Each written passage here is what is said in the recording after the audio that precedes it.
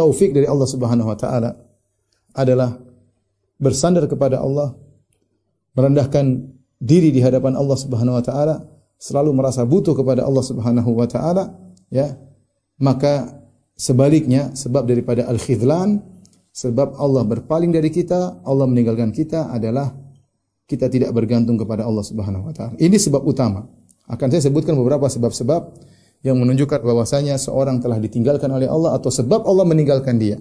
Namun sebab-sebab tersebut bisa kita simpulkan pada satu, yaitu ketika hati kita tidak bergantung kepada Allah, maka saat itulah kita ditinggalkan oleh Allah Subhanahu wa taala.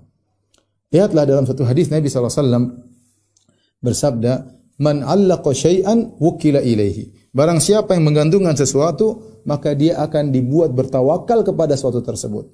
Hadis ini berkaitan tentang jimat.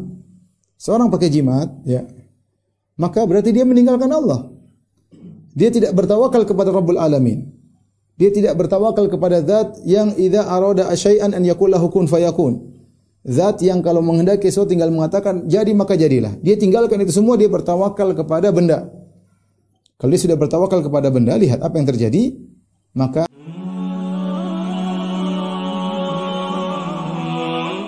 atau tanda-tanda di mana Allah Subhanahu wa taala berpaling dari hambanya, ya. Dalam Islam dikenal dengan ada dua perkara. Yang pertama disebut dengan taufiq, yang kedua disebut dengan al-khidlan, ya. Adapun at-taufiq yaitu Allah Subhanahu wa taala memberi pertolongan kepada hambanya, membimbing hambanya sehingga hambanya menuju kepada kebaikan, dijauhkan dari keburukan-keburukan. Adapun sebaliknya al-khidlan, khadalahu Allah, yaitu Allah meninggalkan hambanya, maksudnya Allah tidak menolongnya, Allah membiarkannya, Allah berpaling darinya, ya. Ini dua perkara yang harus kita pahami, ya. Adapun yang pertama at-taufiq, ya, bimbingan dari Allah Subhanahu wa taala, ya, atau kita kenal dengan hidayatut taufik, ya, maka adalah perkara yang sangat penting bagi kita, karena kalau kita tidak dibimbing oleh Allah Subhanahu wa taala, maka kita tidak akan bisa meraih kebaikan. Dan kalau kita tidak dibimbing oleh Allah Subhanahu wa taala, kita akan sangat mudah terjerumus dalam penyimpangan, dalam kemaksiatan. Oleh karenanya hal ini dinyatakan oleh Allah kepada nabinya Nabi Muhammad sallallahu alaihi wasallam. Dalam surat Al-Isra kata Allah Subhanahu wa taala, "Walaula an tsabbatnaka laqad kita tarkanu ilaihim syai'an qalila." Kalau bukan kami mengkokohkan engkau wahai Muhammad, laqad kita tarkanu ilaihim syai'an qalila. Sungguh kau hampir-hampir condong kepada mereka dengan kecondongan yang sedikit. Hal ini kenapa? Karena rayuan-rayuan manis dari orang-orang Quraisy kepada Nabi sangat hebat. Mereka datang berulang-ulang merayu Nabi sallallahu alaihi wasallam, ya, memberi tawaran-tawaran kepada Nabi sallallahu alaihi wasallam, dan tawaran-tawaran mereka logis, masuk akal, ya. Makanya kalau Allah tidak kasih bimbingan, Nabi akan goyang, ya. Dan Allah mengatakan dalam Al-Qur'an, "Walaula an tsabbatna." Kalau bukan karena kami yang mengkokohkan engkau wahai Muhammad, laqad kita tarkanu ilaihim. Sungguh kau hampir-hampir condong kepada mereka syai'an qalila, itu dengan kecondongan yang sedikit. Jika Nabi sallallahu alaihi wasallam saja butuh untuk dikokohkan oleh Allah Subhanahu wa taala, dibimbing oleh Allah Subhanahu wa taala, bagaimana lagi dengan kita? Karenanya Nabi sallallahu alaihi wasallam adalah hamba Allah yang tidak pernah merasa tidak butuh kepada Allah sekejap pun. Selalu dia merasa butuh kepada Allah dalam kondisi apapun. Makanya kita dapati Nabi mengajarkan untuk berdoa dalam segala hal. Minimal mengucapkan bismillah dengan menyebut namamu, yaitu kalimatul isti'anah. Maksudnya Allah, aku mohon pertolongan. Minimal dalam melakukan apa-apa kita mengucapkan bismillah.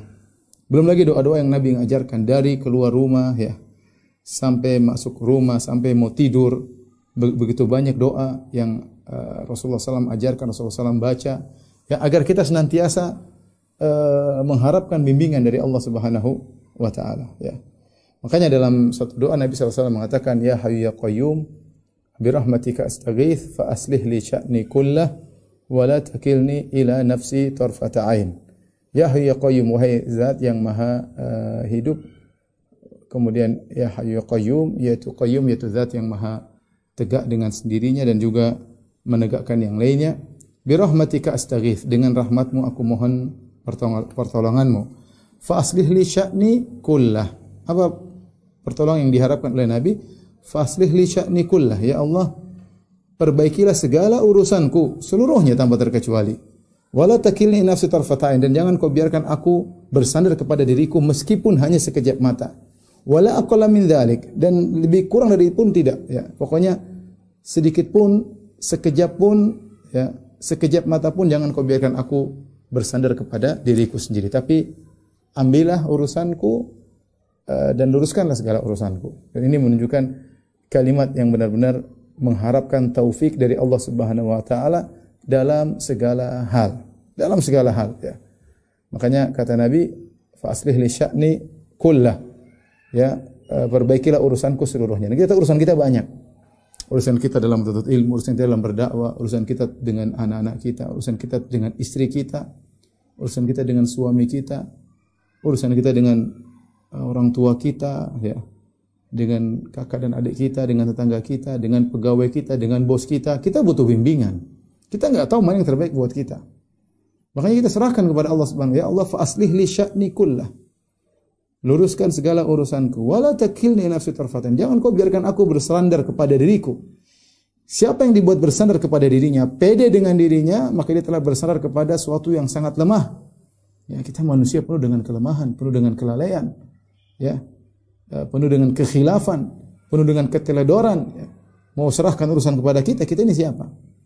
Oleh karenanya, taufik adalah seorang selalu bersandar kepada Allah Subhanahu wa taala. Semakin orang bersandar selalu kepada Allah Subhanahu wa taala, semakin kuat taufik Allah kepadanya, semakin kuat Allah membimbingnya, ya. Semakin kuat Allah membimbingnya. Ikhwan dan akhwat yang dirahmati oleh Allah Subhanahu wa taala, karenanya disyariatkan zikir dan doa, dan juga disyariatkan salat istikharah, ya. Kenapa? Karena kita menyerahkan urusan kepada Allah Subhanahu wa taala, ya. Astakhiruka bi ilmik wa astaqdiruka bi qudratik fa innaka taqdir wa la aqdir wa ta'lam wa la a'lam innaka anta 'allamul ghuyub. Ya Allah, aku menyerahkan urusanku kepada ilmumu, aku menyerahkan urusanku kepada kekuatanmu, ya. Aku mohon pertolonganmu, sesungguhnya kau yang berkuasa, aku tidak berkuasa apa-apa. Engkau yang mengetahui, aku tidak mengetahui apa-apa. Innaka anta 'allamul ghuyub, engkau yang mengetahui hal yang gaib. Itu benar-benar penyerahan urusan kepada Allah Subhanahu wa taala, minta dibimbing oleh Allah Subhanahu wa taala.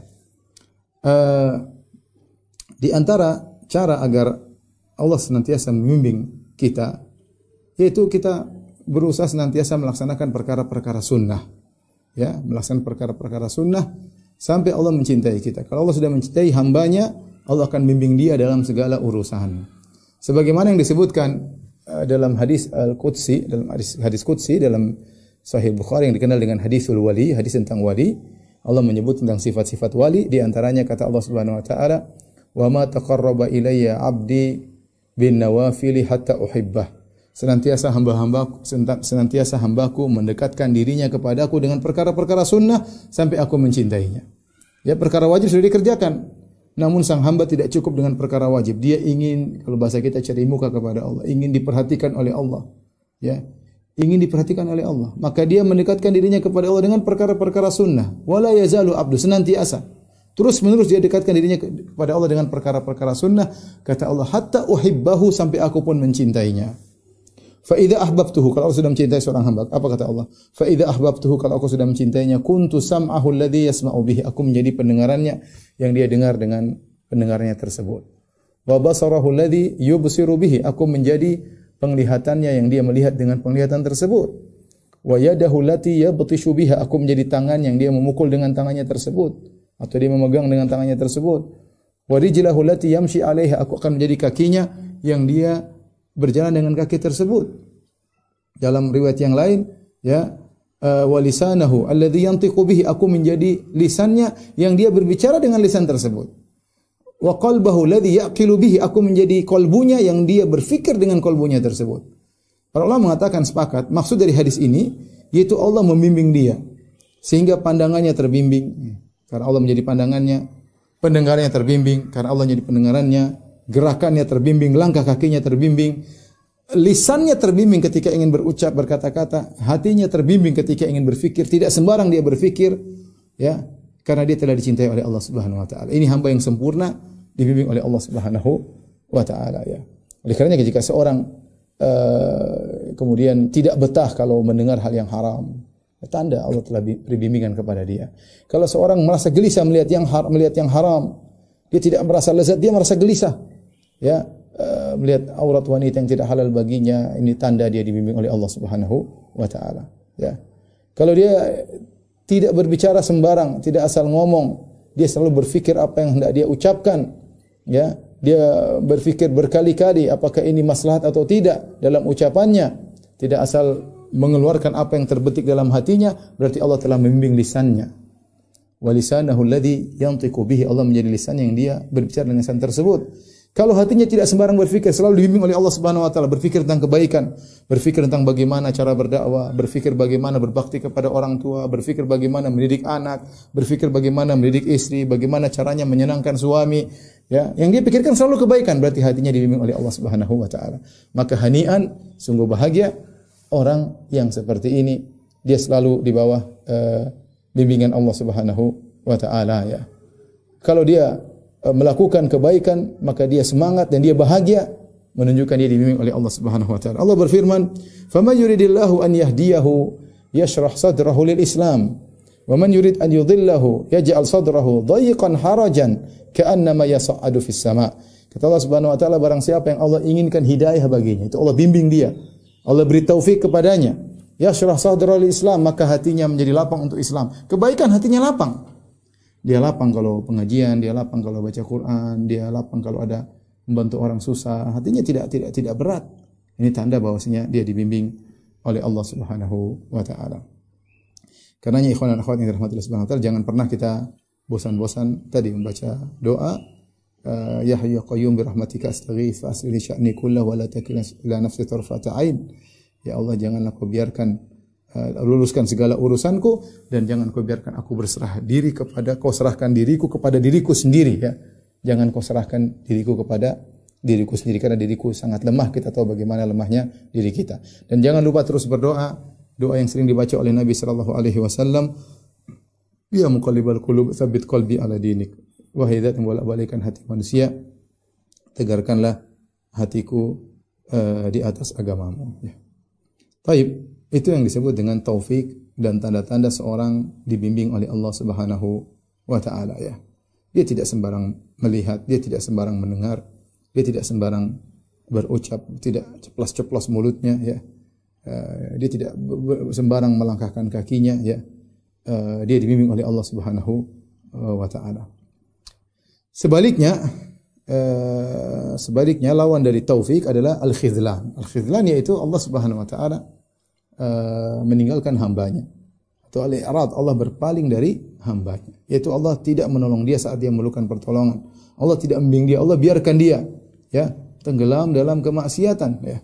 Allah biarkan dia, ya. Kalau di antara sebab untuk meraih taufik dari Allah Subhanahu wa taala adalah bersandar kepada Allah, merendahkan diri di hadapan Allah Subhanahu wa taala, selalu merasa butuh kepada Allah Subhanahu wa taala, ya. Maka sebaliknya, sebab daripada al-khidlan, sebab Allah berpaling dari kita, Allah meninggalkan kita, adalah kita tidak bergantung kepada Allah Subhanahu wa taala. Ini sebab utama. Akan saya sebutkan beberapa sebab-sebab yang menunjukkan bahwasanya seorang telah ditinggalkan oleh Allah atau sebab Allah meninggalkan dia. Namun sebab-sebab tersebut bisa kita simpulkan pada satu, yaitu ketika hati kita tidak bergantung kepada Allah, maka saat itulah kita ditinggalkan oleh Allah Subhanahu wa taala. Lihatlah dalam satu hadis Nabi sallallahu alaihi wasallam bersabda, "Man 'allaqa syai'an wukila ilaihi." Barang siapa yang menggantungkan sesuatu, maka dia akan dibuat bertawakal kepada sesuatu tersebut. Hadis ini berkaitan tentang jimat. Seorang pakai jimat, ya, maka berarti dia meninggalkan Allah. Dia tidak bertawakal kepada Rabbul Alamin. Dia tidak bertawakal kepada zat yang idza arada asyai'an an yaqul lahu kun fayakun. Zat yang kalau menghendaki sesuatu tinggal mengatakan jadi maka jadilah. Dia tinggalkan itu semua, dia bertawakal kepada benda. Kalau dia sudah bertawakal kepada benda, lihat apa yang terjadi. maka Allah buat dia semakin bertawakal kepada benda tersebut. Man 'allaqa syai'an wukila ilaihi, barang siapa yang bergantung pada sesuatu akan dibuat hatinya terikat kepada benda tersebut. Padahal tidak punya pengaruh apa-apa. Makanya lihat orang kalau pakai jimat kecanduan. Kalau dia tidak bawa jimat dia tidak pede. Misalnya dia mau dagang. Kalau jimat pelaris yang ketinggalan dia akan pulang. Beda dengan orang yang saleh. Kalau orang saleh keluar rumah, bismillahi tawakkaltu 'ala Allah, la haula wala quwwata illa billah. Subhanallah. Doa yang sangat indah. Dengan nama Allah aku menaruh pertolongan. Tawakkaltu, aku bertawakal kepada Allah. Aku serahkan urusanku kepada Allah. Aku ini siapa? Di depan kita di keluar rumah banyak sekali hal yang tidak kita duga. Ada keburukan, ada kejahatan, ada penipuan di depan kita banyak. Maka kita mengatakan bismillahi tawakkaltu. Jangan pernah lupakan doa ini keluar rumah. Bismillahi tawakkaltu 'ala Allah. Aku bertawakal kepada Allah. La haula wala quwwata illa billah. Tidak ada haul, tidak ada kuwah kecuali dengan Allah. Apa itu haul? Haul itu perubahan dari satu kondisi-kondisi yang lain. Itu namanya haul, tahawul. Berpindah dari keburukan menjadi kebaikan, dari ketakutan menjadi keamanan, dari sakit menjadi sehat. Semua perubahan tidak akan terjadi kecuali dengan izin Allah Subhanahu wa taala. Wala quwwah, dan tidak ada daya, tidak ada kekuatan kecuali dari Allah Subhanahu wa taala. Ini kalimat yang sangat agung yang menunjukkan tawakal seorang kepada Allah Subhanahu wa taala. Itu merupakan sebab taufik. Kalau orang baca doa keluar rumah, maka dikatakan hudita, ya, wukita, kau akan diberi petunjuk, kau akan dijaga oleh Allah Subhanahu wa taala. Tapi bayangkan kalau orang keluar bawa jimat. Tawakalnya apa? Sama jimat. Kalau dia enggak bawa jimat, dia enggak pede. Dan subhanallah bikin dia bertawakal kepada jimat. Makanya betapa banyak orang kalau sudah bertawakal kepada suatu, kita mau jelasin susah. Kenapa hatinya sudah terpikat pada sesuatu tersebut? Kenapa sebagai balasan dari Allah kepada dia? Ketika dia meninggalkan Allah, maka dia dijadikan terpikat kepada sebab yang lemah tersebut. Sudah terbukti. Siapa yang terikat dengan dukun, sudah dia gandrung dukun tersebut.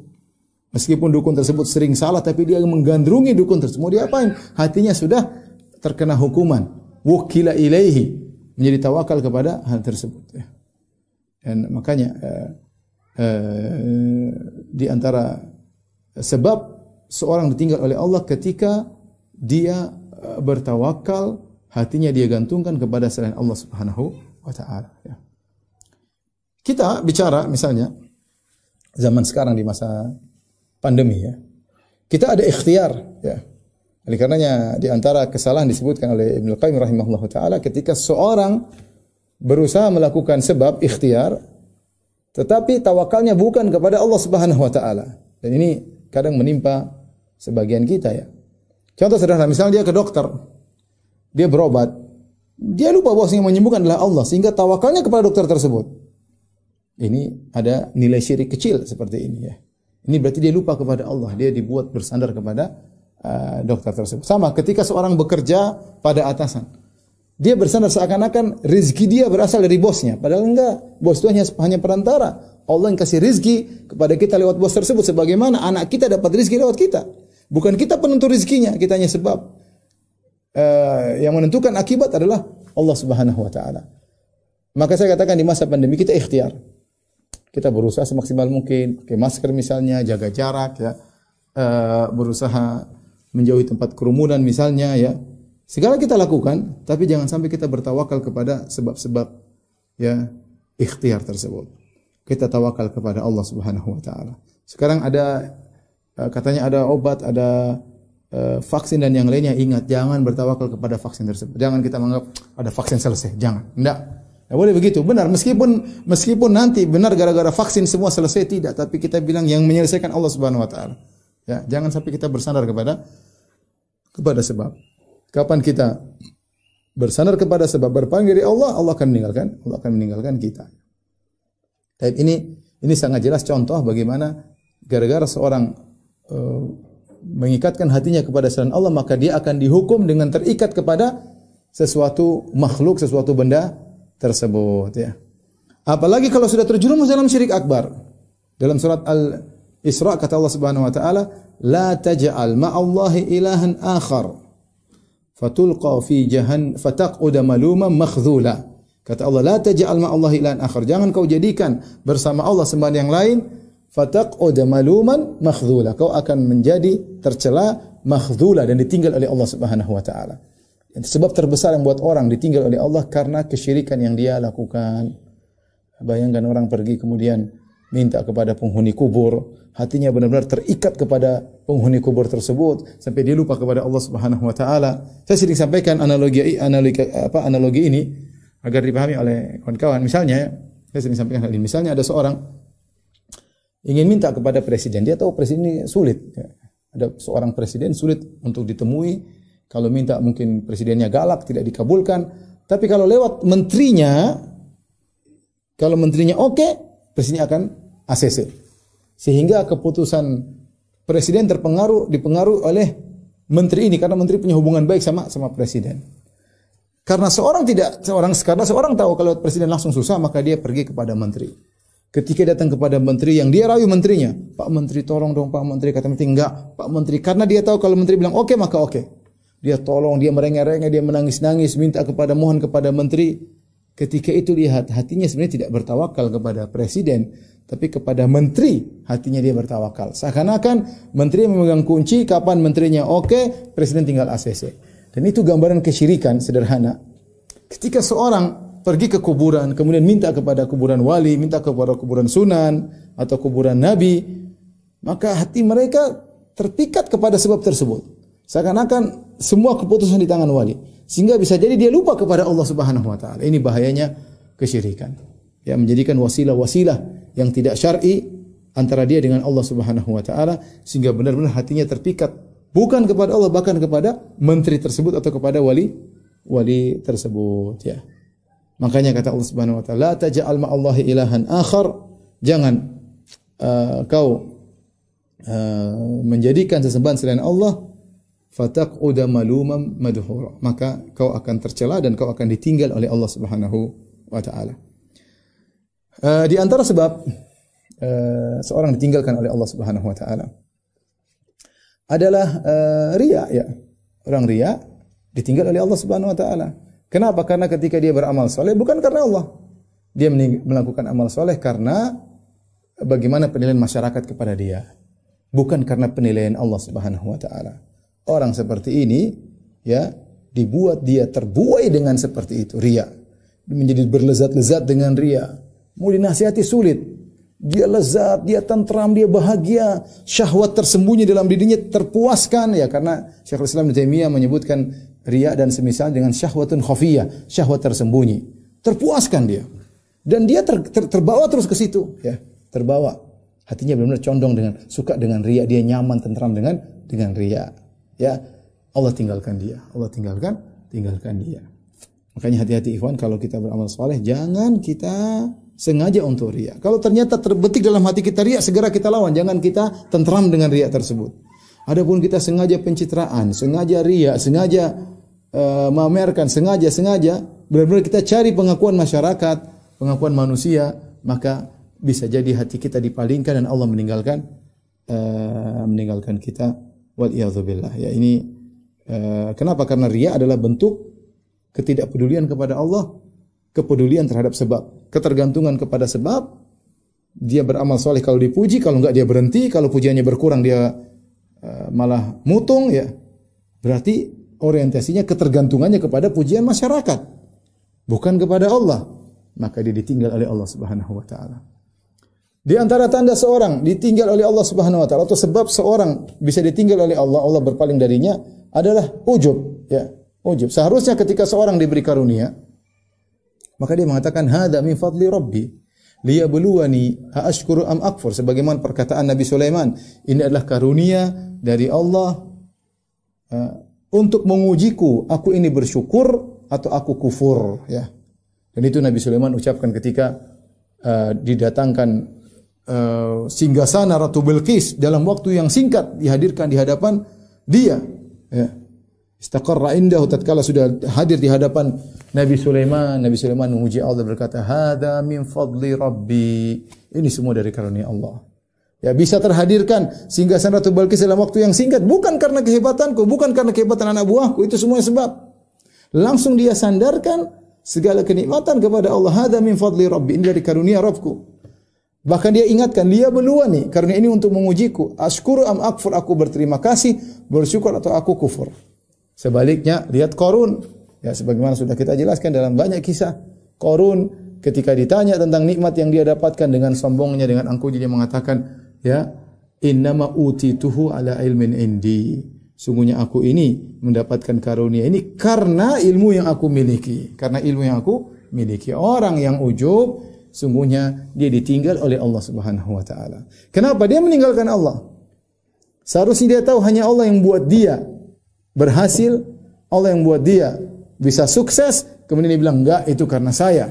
Dia sandarkan keberhasilannya, kesuksesannya kepada dirinya, berarti dia meninggalkan Allah. Dan itu sebab Allah meninggalkan dia. Makanya orang kalau ujub, berkembang ujub tersebut, ujub jadi sombong. Sombong semakin parah. Semakin parah. Dan Allah kasih istidraj tanpa dia sadari. Kata Allah, sanastadrijuhum min haitsu la ya'lamun. Kami ulur dia, membuat dia semakin parah tanpa dia sadari. Betapa banyak orang terjerumus dalam kesatan demi kesatan tanpa dia sadari. Awalnya apa? Dengan ujub. Sombong, angkuh, terus dia terbawa tanpa dia semakin dia terpuruk tanpa dia sadari. Semakin terpuruk, dia merasa sesuatu yang natural. Padahal ini skenario dari Allah membuat dia semakin jauh tanpa dia sadari. Kadang kita lihat orang, kenapa dia semakin parah ya? Kenapa kok tambah tahun tambah parah? Ya, kenapa? Dia dijulurkan oleh Allah Subhanahu wa taala. Ya, dijulurkan Allah, dan susah dia mau sadar ini teguran, enggak terbetik dalam benaknya itu teguran. Kenapa? Dia tinggalkan Allah Subhanahu wa taala, biarkan dia semakin parah. Allah tinggalkan semakin parah. Makanya Allah mengatakan di antara nama-nama Allah Latif. Latif itu apa? Allah Maha Lembut. Maha lembut dalam mengantarkan kebaikan kepada seorang hamba, dan juga Allah lembut tatkala menggiring seorang hamba kepada keburukan. Allah biarkan dia.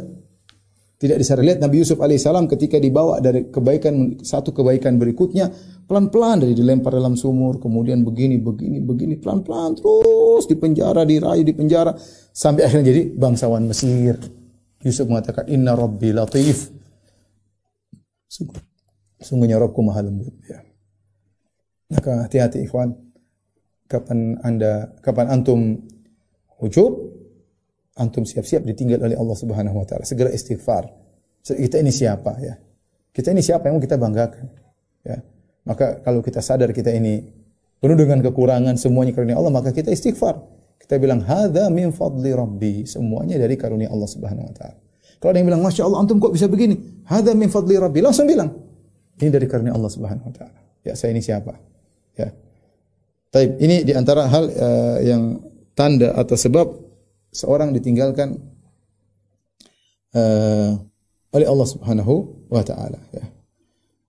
Kemudian di antara tanda seorang ditinggalkan oleh Allah Subhanahu wa taala, ya, adalah ya dia tersibukkan dengan perkara yang bukan urusannya. Tersibukkan dengan perkara yang bukan urusannya. Kata Hasan Al-Basri, diriwayatkan Hasan Al-Basri rahimahullah, beliau berkata, min alamati i'radillahi ta'ala 'anil 'abdi, di antara tanda bahwasanya Allah berpaling dari seorang hamba, an yaj'ala syughlahu fi ma la ya'ni. Allah jadikan kesibukan hamba tersebut pada perkara yang bukan urusannya. Waspada ikhwan, waspada akhwat, terutama ibu-ibu, ya, yang mungkin punya banyak waktu luang, hati-hati. Ibu bisa menilai waktu saya banyaknya buat apa. Ya. Kalau ibu-ibu ternyata waktunya berpindah dari satu kemanfaatan yang lain, dari maslahat ke maslahatan yang lain, dari berbakti kepada suami, ngurusin anak, berbakti kepada orang tua, berpindah kepada baca Quran, berpindah kepada salat duha, berpindah kepada zikir, berpindah pada telepon teman menyenangkan hati mereka, berpindah pada sedekah, ya, berpindah pada menyiapkan makanan buat suami, pokoknya dia berpindah satu kebaikan yang lain, terus waktunya semua bermanfaat, berarti insya Allah itu Allah perhatian sama anti. Tapi kalau ternyata sebaliknya, waktunya dari satu waktu ke waktu yang lain ternyata tidak ada manfaatnya. Dari nonton film Korea kepada nonton film India, dan nonton film India kemudian nonton berita-berita artis, nonton berita artis kemudian lihat kabar-kabar tentang masalah ghibah dan namimah. Dari melihat kabar-kabar gosip kemudian berpindah kepada melihat tas-tas model baru. Melihat tas-tas model baru, lihat kepada jam tangan baru, dan seperti itu. Setelah itu melihat berita tentang artis, bagaimana selebriti ini, bagaimana apa yang dia pakai, apa yang dia jual, apa yang dia bicarakan, bagaimana perjalanan. Aduh, subhanallah, waktu habis. Nanti ditinggal oleh Allah Subhanahu wa taala. Coba kita renungkan hari-hari kita. Mana lebih banyak kita untuk beribadah kepada Allah atau untuk perkara-perkara yang tidak manfaat? Tanda kata 11 tanda seorang ditinggal oleh Allah, dia disibukkan dengan perkara yang tidak bermanfaat. Dan ini sunnatullah.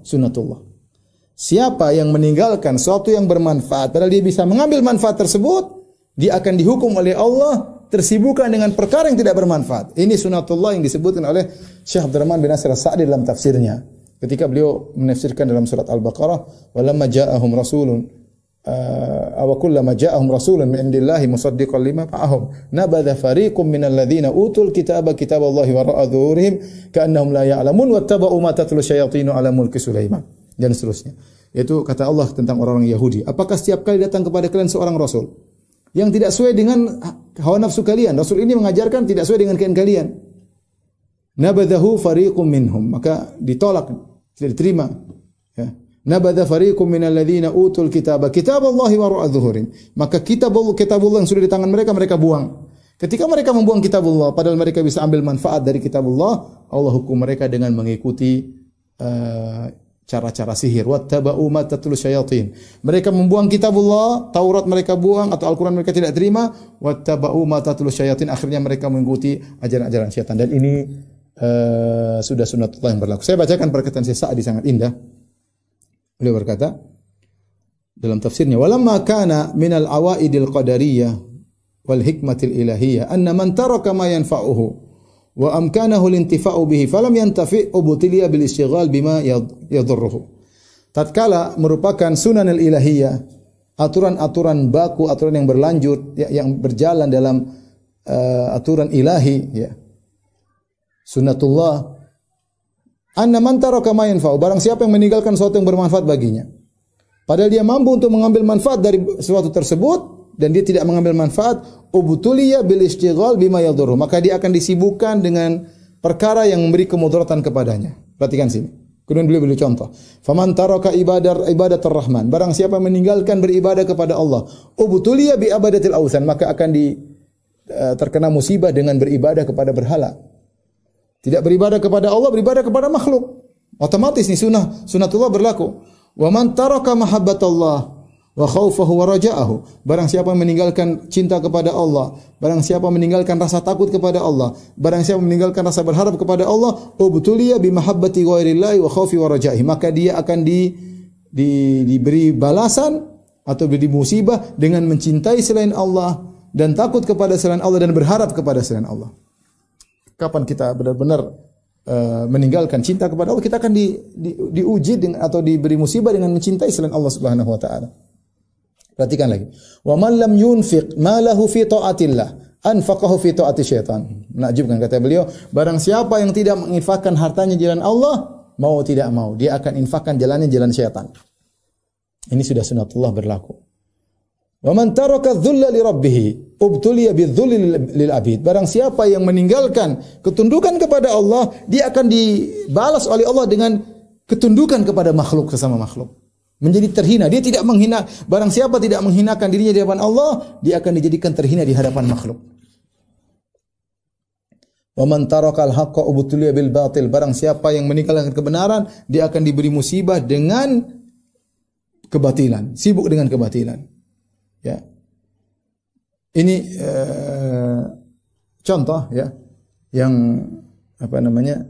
yang disampaikan oleh Syekh Sa'di rahimahullahu taala bahwasanya di antara sebab Allah meninggalkan atau di antara tanda dan sebab Allah meninggalkan seorang yaitu dia meninggalkan perkara yang bermanfaat baginya. Ketika dia meninggalkan perkara yang bermanfaat baginya, maka otomatis dia akan terjerumus pada perkara yang tidak bermanfaat. Dan demikianlah sebagaimana perkataan salaf, al-waqtu kas-sayf. Perhatikan, al-waqtu kas-sayf. Illam taqta'hu qata'aka.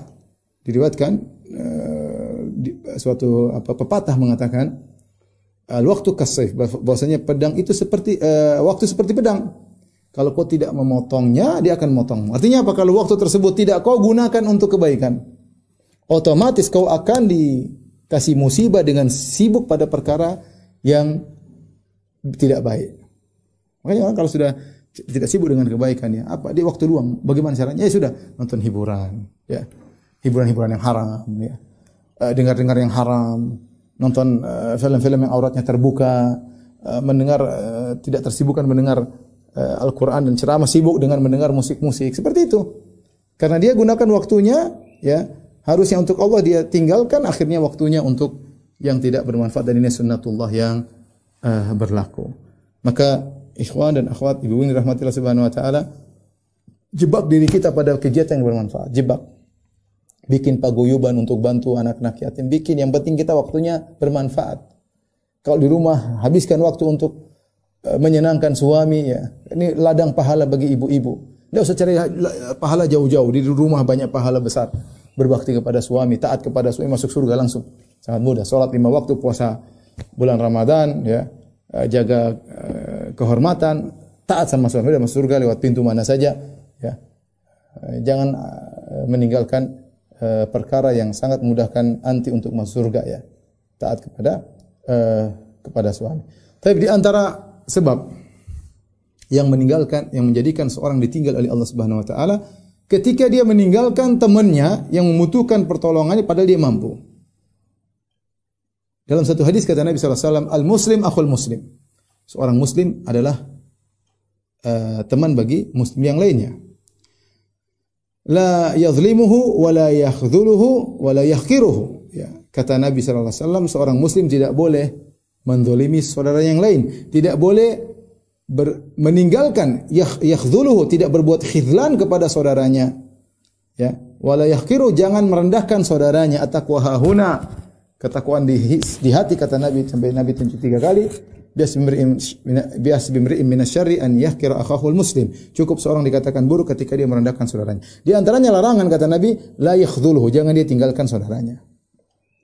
Dan al-jaza' binisil amal, balasan dengan perbuatan. Ibnu Taimiyah menjelaskan di antara bentuk seorang meninggalkan saudaranya tatkala saudaranya butuh pertolongan, di antaranya begini. Saya perkara yang sangat dakik, sangat detail. Kata Ibnu Taimiyah, jika ada saudaramu digibah oleh temanmu, jangan kau biarkan, kau harus bela. Saatnya temanmu butuh pertolonganmu, dia lagi tidak hadir dan kau hadir, dan kau itu gibah sedang menjatuhkan harga dirinya, maka belalah engkau. Kapan kau tidak bela, kau biarkan, malah kau ketawa-ketawa, ikut bersenang-senang dengan hal tersebut, suatu hari nanti kau ditinggal oleh Allah Subhanahu wa taala. Al-jaza' min jinsil amal. Balas dengan perbuatan. Wallahu fi aunil abdi ma kana al-abdu fi auni akhihi. Allah, ya, senantiasa menolong seorang hamba, ya, selama hamba senantiasa menolong saudaranya. Jangan sampai kau meninggalkan menolong saudaramu, akhirnya kau ditinggal oleh Allah Subhanahu wa taala pada saat-saat kau butuh dengan pertolongan Allah Subhanahu wa taala. Tapi begitu kita sering ada teman kita dan kita mampu. Saya bicara kepada orang yang mampu, ya. Kalau enggak mampu lain cerita. Ada orang minta tolong, ada kita tahu saudara kita sudah, dan kita mampu untuk membantunya, bantu. Sudah pasti Allah akan menolongmu suatu saat, itu sudah pasti. Kau tinggalkan dia padahal kau mampu, dan kau tahu tidak ada lagi orang lain bisa menolong dia, kau sengaja meninggalkannya, suatu saat kau akan ditinggalkan oleh Allah, cepat atau lambat. Ini masalah ketika kita ditinggal Allah, kita enggak sadar kenapa, emang saya kenapa? Kita enggak tahu banyak kesalahan-kesalahan kita dahulu yang buat kita ditinggalkan oleh Allah Subhanahu wa taala, ya. Ini sebab seorang ditinggal oleh Allah ketika dia meninggalkan saudaranya tatkala saudaranya membutuhkan pertolongannya. Semakin kita membantu saudara kita, kita akan semakin mudah dibantu oleh Allah Subhanahu wa taala. Tapi di antara sebab yang membuat kita ditinggal oleh Allah Subhanahu wa taala adalah cinta dunia berlebih-lebihan. Cinta dunia berlebih-lebihan. Makanya dalam satu hadis kata Nabi sallallahu alaihi wasallam, ta'isa abdud dinar, ta'isa abdud dirham. Celaka hamba dinar, celaka hamba dirham. Sampai Nabi menamakan orang yang benar-benar cinta dunia dengan hamba dinar, hamba dirham. Kenapa? Karena kecintaannya kepada dunia terlalu tinggi, ya. Dia seakan-akan memiliki harta, seakan-akan dia menguasai harta. Namun pada hakikatnya dia dikuasai harta. Dia diatur oleh dolar, dia diatur oleh harta, oleh dinar dan dirham, sehingga dia menjadi budak dinar dan dirham. Ya, hati-hati, ya. Kalau seorang terlalu tenggelam dengan dunia, ya, dia lupa dengan Allah. Ingat, hati ini apa ya? Maksud saya, hati ini sangat lemah, ya. Kita tidak bisa mengontrol hati kita. Terlalu sering kita nggak bisa mengontrol hati kita. Kita pengen begini, hati kita enggak mau. Kita mau khusyuk, hati kita enggak mau. Ya, kita maunya tidak sombong, kita malah sombong. Maunya tidak hasad, kita hasad. Kita maunya tidak riya, kita riya. Menunjukkan hati kita sudah dikontrol. Maka ketika kita tahu hati kita sudah dikontrol, maka jangan kita memaparkan hati kita kepada perkara-perkara yang buat kita sangat cinta kepada dunia. Hati-hati. Dan itu pelan-pelan kita cinta sama dunia. Contoh, terbiasa pakai barang-barang mewah, hati-hati. Saya tahu Anda kaya raya, anti kaya raya, ya. Ya kalau ada keperluan nggak ada masalah. Misalnya sebagian mengatakan, Ustaz saya harus pakai begini karena kalau enggak nanti pihak bisnis saya, rekan bisnis tidak percaya, itu lain cerita. Ya lain cerita kalau seperti itu. Saya harus begini supaya ada kepercayaan ketika saya sedang persentase ketika tender misalnya. Oke, silakan, nanti ada maslahatnya. Tapi kalau terbiasa hal-hal duniawi sedikit-sedikit yang mewah, sedikit-sedikit brand, sedikit-sedikit ini, kita nggak sadar hati ikhwan dan akhwat, hati kita tiba-tiba berubah, kita semakin cinta, kita ditinggalkan oleh Allah Subhanahu wa taala. Sampai kita bukan lagi budaknya Allah tapi budaknya dinar dan dirham. Jadi budaknya dinar dan dirham. Pikiran kita itu selalu melulu. Sibukan kita itu melulu. Lihat inilah, lihat barang ini, lihat barang ini, lihat terus. Waktu kita habis buat itu. Gak terasa berjam-jam kita lihat medsos. Itu pikiran kita dunia toh. Ditinggal oleh Allah Subhanahu wa taala. Dijebak dengan kecintaan kepada dunia yang berlebih-lebihan. Oleh karena Nabi SAW dulu, saya sering sampaikan, sederhana Rasulullah SAW memakai naik himar, kendaraan yang paling sederhana. Rasulullah mau naik kuda bisa, naik onta bisa, tapi Rasulullah SAW sering naik himar, keledai, dongki. Ya. Rasulullah mau naik kuda gampang bagi Nabi SAW. Rasulullah SAW terkadang jalan nggak pakai sendal, ya, supaya ya tawadhu, al-badadatu minal iman, agar dunia tidak masuk dalam hatinya. Tidak semua yang kita, dan itu ada perkataan salaf, kalau tidak salah Umar bin Khattab kalau nggak salah. Itu tidak semua yang kau inginkan dalam hatimu kau kerjakan. Jangan. Sekali-sekali kita lawan. Jangan latih hawa nafsu kita, kita turuti. Jangan kita, sekali-sekali kita lawan hawa nafsu kita. Meskipun halal, ya sudah, jangan selalu begitulah.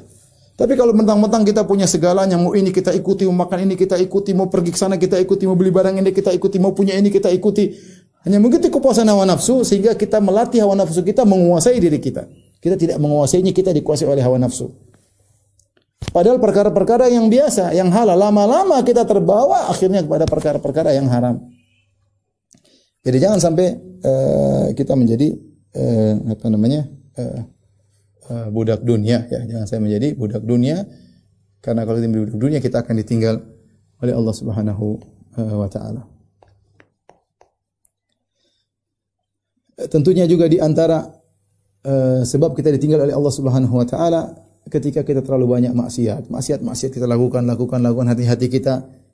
Idza adnaba abdun, jika seorang hamba bermaksiat, nukitat fi qalbihi nuktatun sauda, maka hatinya ada titik hitam, terus bermaksiat, titik hitam sampai menjadi ron.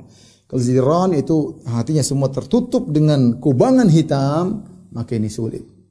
Ya, sulit. Seperti cangkir kalau dibalik mau kita kirim kasih air tetap aja tumpah, enggak masuk. Sudah terbalik hati kita, sudah sulit, ya. Sudah sulit, sudah terlalu hitam sehingga yang mungkar jadi ma'ruf, yang ma'ruf jadi mungkar. Mungkar jadi ma'ruf, ma'ruf jadi mungkar. Ketika itu Allah tinggalkan kita. Datang hidayah kita tidak pedulikan, datang kebenaran di depan mata kita tidak pedulikan, ya. Maka ketika saat demikian maka sulit bagi kita untuk bisa mendapat hidayah dari Allah Subhanahu wa taala. Di antara sebab kita ditinggal oleh Allah Subhanahu wa taala, ya. Dan ini umum, adalah ada suatu kebenaran di hadapan kita sudah tahu tapi kita enggak mau kerjakan. Kita i'rad, kita tinggalkan. Bukannya kita enggak tahu, kita sudah tahu. Ini kebaikan kita tinggalkan. Ya, dan ini bahaya, ya. Sudah tahu benar kita tinggalkan. Sudah tahu benar kita lawan, ya. Sudah tahu ada dalilnya kita lawan. Beda dengan orang tidak tahu. Kalau orang tidak tahu mungkin uzur. Ini sudah tahu dia. Ini sangat berbahaya kepada para dai. Dia sudah tahu itu benar tapi dia sengaja lawan. Allah mengatakan wa nuqallibu afidatahum absarahum kama lam yu'minu bihi awwala marrah. Kami palingkan hatinya, kami palingkan penglihatannya kama lam yu'minu bihi awwala marrah, sebagai hukuman karena mereka tidak beriman ketika pertama kali tidak beriman. Ya. Jadi ketika awal tidak beriman, akhirnya Allah datangkan, ya, mereka semakin jauh gara-gara awal Gara-gara awal. Dalam suatu hadis dalam Sahih Bukhari dan Sahih Muslim dari Abu Waqid Al-Laitsi, Rasulullah SAW berkata, "Bainama Rasulullah SAW fil masjid fa aqbala thalathatu nafarin." Ketika Rasulullah SAW sedang di masjid, tiba-tiba ada 3 orang datang. Fa aqbala ithnani ila Rasulillah sallallahu alaihi wasallam wa dhahaba wahid. Ternyata yang 2 datang masuk dalam majelis, yang 1 pergi berpaling. Fa amma ahaduma fara'a furjatan fil halqah fajalasa. Adapun salah satu 2 orang yang datang tersebut, dia melihat ada rongga atau ada senggang, maka dia pun duduk di senggang tersebut di halaqah. Wa amal akhar fajalasa khalfahum. Yang satunya lagi duduk di bagian belakang. Dia duduk paling belakang di majelis karena dia datang terlambat. Falamma faraga Rasulullah sallallahu alaihi wasallam qala, ketika Rasulullah sallallahu alaihi wasallam selesai dari kajiannya, Rasulullah SAW berkata, "Ala ukhbirukum anin nafarits tsalatsa?" Maukah aku kabarkan kepada kalian tentang 3 orang tadi? Amma ahaduhum, kata Nabi, adapun yang pertama, fa'awa ilallah fa'awahullah. Yang pertama, maka mereka ia menuju kepada naungan Allah, maka Allah pun menaunginya. Itu orang yang lihat senggang, kemudian dia maju, dia duduk mendekati Nabi karena semangat menuntut ilmu. Yang kedua, wa amal akhar fastahyallahu minhu. Yang kedua, dia malu-malu sehingga dia tidak maju ke depan padahal ada renggang, tapi dia duduk paling belakang karena malu, maka Allah pun malu darinya, ya. Wa amal akhar, adapun yang paling pertama, fa'aradallahu anhu. Dia berpaling, maka Allah pun berpaling darinya. Ini yang bahaya, ikhwan. Hati-hati. Berpaling, maka Allah berpaling darinya. Ini bahaya dai-dai liberal, dai-dai yang dia tahu ini benar, dia pakai macam-macam alasan, dia tolak. Dia tahu itu benar, dia berpaling, Allah bukan dia semakin dia berpaling. Kadang kita lihat kok orang bisa seperti ini. Kenapa? Itu balasan dari berpalingnya dia dari awal kali. Allah tinggal dia, dan semakin parah. Waliyadzubillah. Makanya kalau sudah jelas sunnah di hadapan kita, sudah jelas dalil di hadapan kita, jangan coba-coba kita melawan. Kalau kita nggak bisa kerjakan, nggak apa-apa. Kita bilang saya belum mampu. Tapi jangan berani-berani melawan. Jangan berani-berani melawan dalil, jangan berani melawan sunnah Nabi sallallahu alaihi wasallam.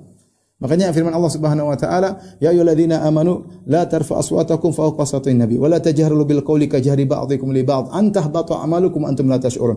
Wahai orang beriman, janganlah kalian mengangkat suara kalian di hadapan Nabi. Jangan kalian mengeraskan suara kalian kepada Nabi ketika berbicara kepada Nabi sebagaimana kalian berbicara keras di antara kalian. Kenapa? An tahbata a'malukum antum la tash'urun, bisa jadi amalan kalian gugur sementara kalian tidak sadar.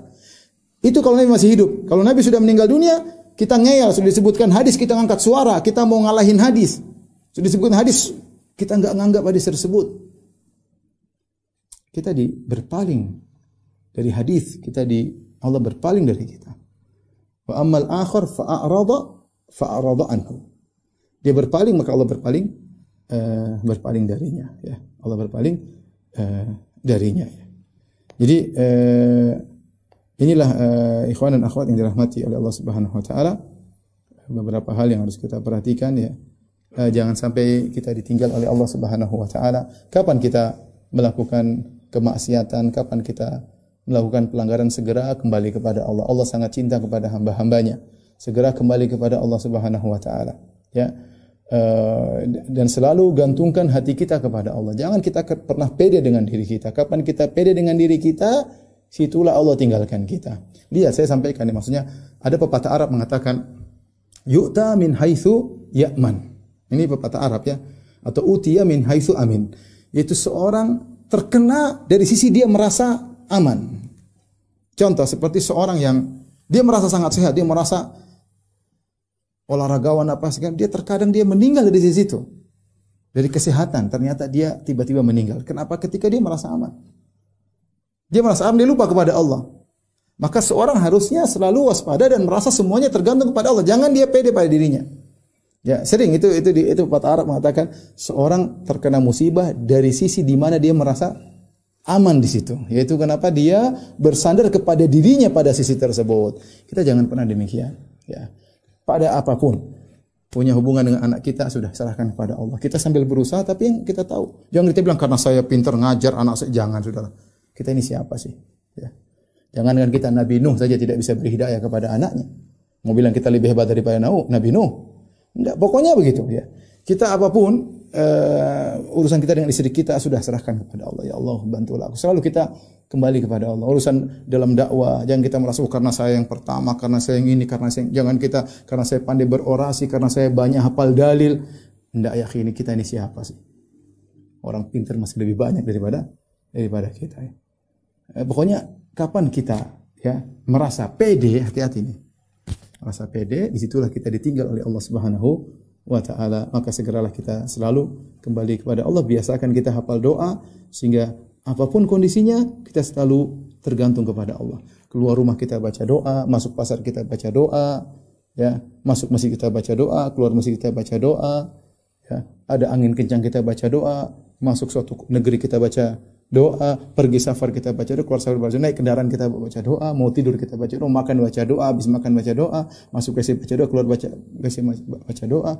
Selalu kita berdoa agar bukti bahwasanya kita senantiasa bersandar kepada Allah Subhanahu wa taala. Demikianlah ikhwan dan akhwat yang dirahmati Allah Subhanahu wa taala, sedikit yang saya sampaikan. Semoga Allah senantiasa ya, bersama kita, ya, tidak meninggalkan kita.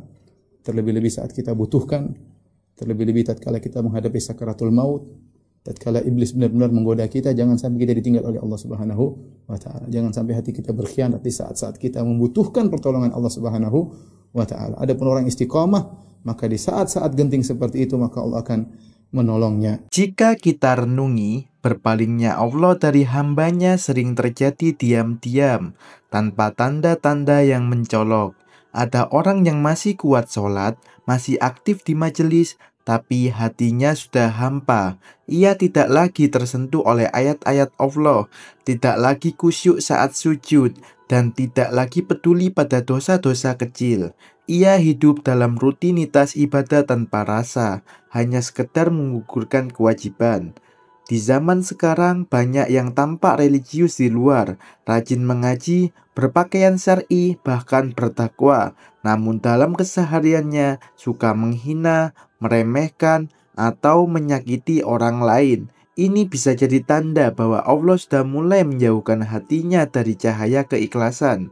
Berpalingnya Allah bukan berarti kita langsung binasa, tapi berarti kita kehilangan arah. Kita mulai merasa cukup tanpa doa, merasa benar tanpa introspeksi, dan merasa aman padahal sedang jauh dari rahmatnya.